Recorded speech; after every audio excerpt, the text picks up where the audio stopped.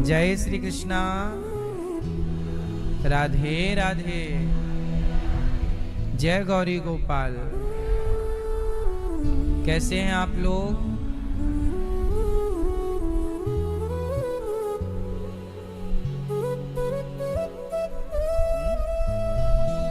कृपा से आज यहाँ श्यामलाल अग्रवाल जी और श्रीमती कलावती अग्रवाल जी, आप तो इसका पुण्य इन्हें भी मिलेगा, क्योंकि जो व्यक्ति जिसकी प्रेरणा से व्यक्ति भगवान से जुड़े, जैसे आपने किसी गलत व्यक्ति को सही रास्ता दिखाया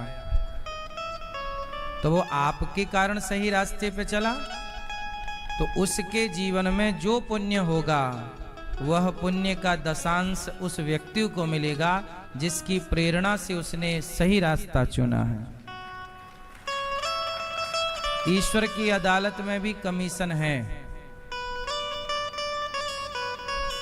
आप किसी को भक्ति से जोड़िए, सही रास्ते से जोड़िए, आपको उसका पुण्य का कमीशन मिलता रहेगा।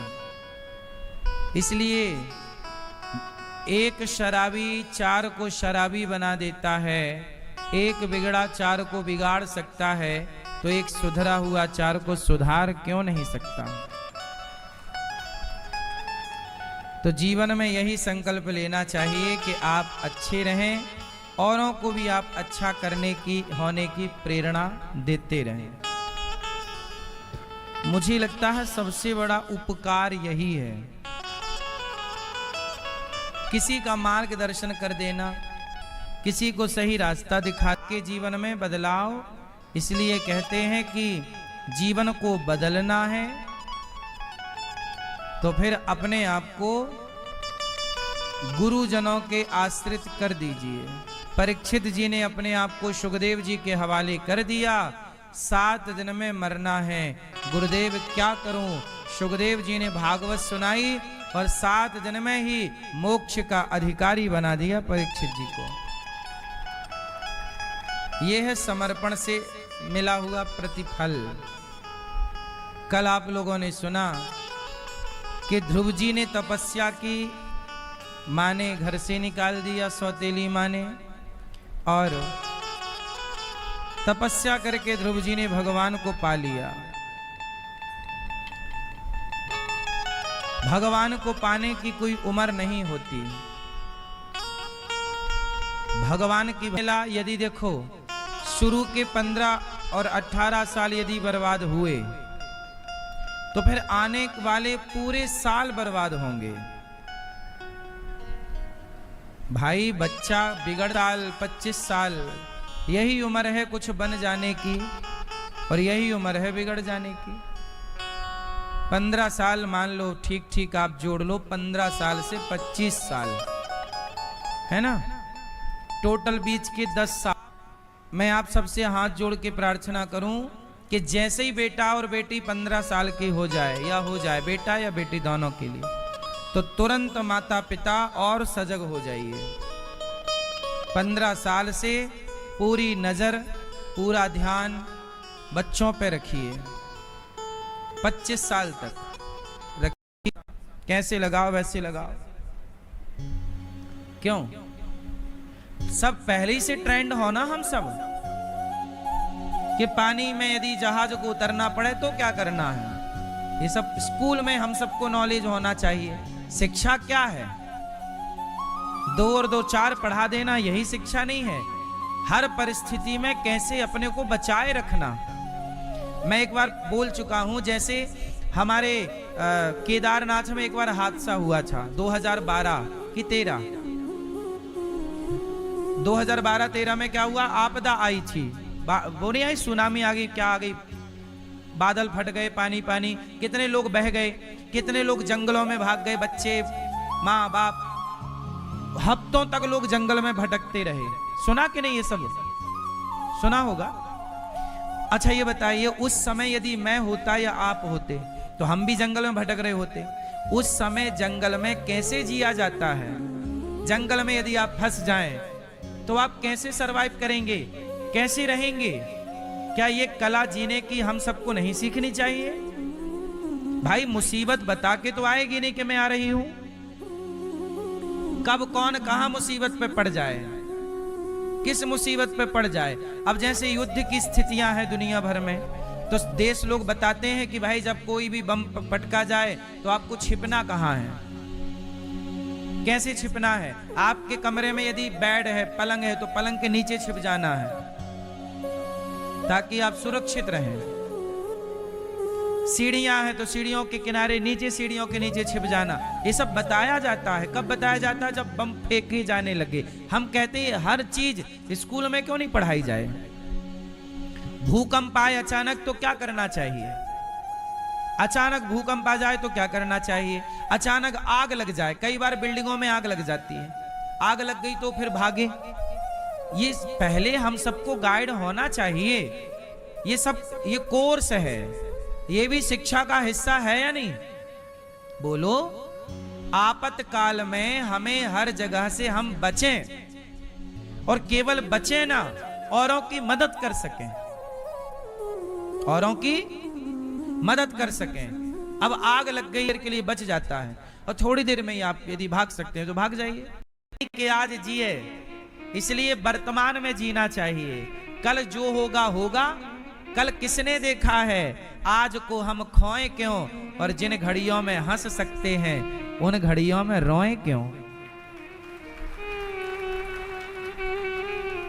गाए जा मस्ती के तराने, गाए जा मस्ती के तराने, ठंडी आहें भरना क्या। अरे मौत आएगी तो मर भी लेंगे, मौत से पहले मरना क्या। जिंदगी बिंदास जीनी चाहिए। कल आएगा, ठीक है, आएगा तो कल देखें। कल की चिंता आज क्यों। आप लोग सोचते बहुत हैं कल क्या होगा महाराज जी, कल क्या होगा, बेटी बड़ी हो गई है, विवाह करना है, क्या होगा, क्या होगा के चक्कर में आज ही गुमसुम रह रहा है। कल की चिंता में आज का दिन तुम्हारा बिगड़ रहा है कि नहीं। आज तो जी ले भैया, आज तो हंस ले, आज तो बात कर ले, जब कल आएगा तो देखेंगे। कल की प्लानिंग करनी चाहिए। कल की चिड़िया घोंसला बनाती है, वो कल की प्लानिंग के हिसाब से ही बनाती है। अच्छा एक बात और बताएं, चिड़िया घोंसला बनाती है तो अपने घोंसले में दो मुंह बनाती है, दो दरवाजे। कुछ चिड़िया ऐसी होशियार होती हैं कि दो दरवाजे बनाती हैं। एक दरवाजा धोखा देने के लिए, किसको? सांप को, क्योंकि चिड़ियों के घोंसले में सांप अक्सर जाता है और चिड़िया के अंडे खा जाता है। तो चिड़िया ने, सोचिए, कहते हैं ना आवश्यकता ही आविष्कार है, पर अंदर जा ही नहीं पा रहा अंडे तक। ऊपर का द्वार जिससे वो निकलती है उसे वो अपनी चोंच से बंद कर देती है।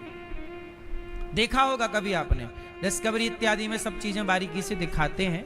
बड़े बड़े जंगलों में ये सब होता है। अडानी अंबानी जैसी स्थिति है तो हम कहते हैं सोना जड़ा के पहन लो। यदि आपकी स्थिति उस लेवल की है तो आप साड़ी में सोना लगवाओ और फिर पहनो, कोई आपत्ति नहीं, क्योंकि आपका लेवल है। लेकिन यदि सामान्य आप हैं तो आपको ना सामान्य ही रहना है। पैसे 10,000 की साड़ी नहीं, आप वो पैसा अपने चीजों में इन्वेस्ट कर सकते हैं। घर ले लो, खेत ले लो, क्यों, बिजनेस को खड़ा कर लो, व्यापार को खड़ा कर लो, फैक्ट्री बना लो। ठीक ठीक समझ। एक भी रुपए मुझे लगता है वेस्ट नहीं होना चाहिए, बर्बाद नहीं होना चाहिए, आपका भी किसी का भी।